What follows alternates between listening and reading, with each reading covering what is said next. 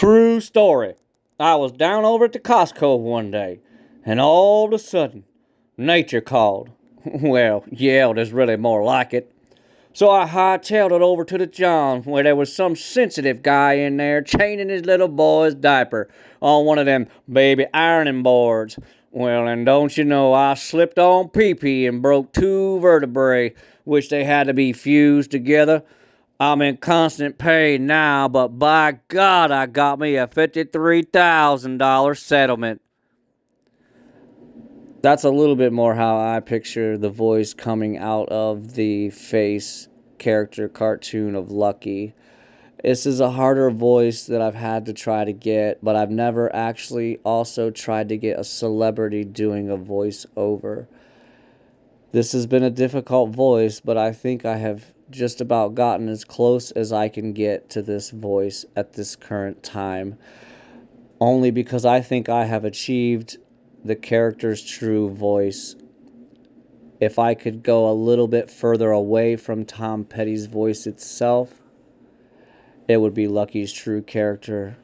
And that is what I wanted to achieve, and what I told Tom Petty, that I would rather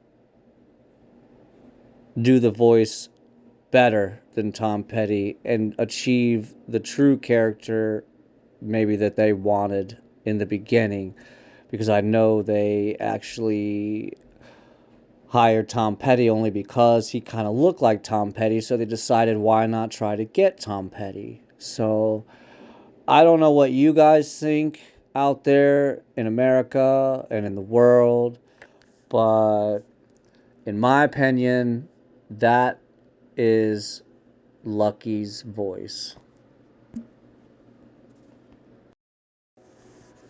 I don't really know how it works for changing a voiceover actor, but I do know over the years of watching cartoons and having the ear that I have, I've been able to pick basically every time they have changed actors.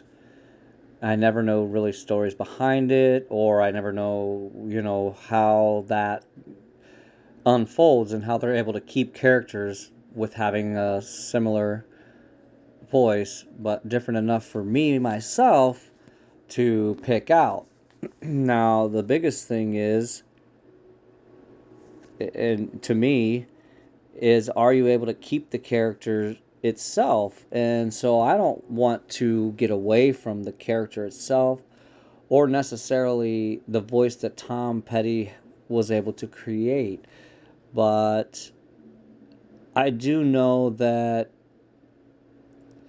I have seen adaptability achieved. And usually, especially with this case, there's so much time span in between. There's a lot of people that's ear has forgotten. As long as they're not going back like I am and actually pulling up old video clips, they might not actually remember what the voice sounds like. But see, my ear is so good, I can have 20 years between and know instantly if the voice was wrong or not. This is a talent that I am now going to share with the world. I think it's time. So let me know what you think, America. Did I nail it? Did I fail it? Let me know in the comments below.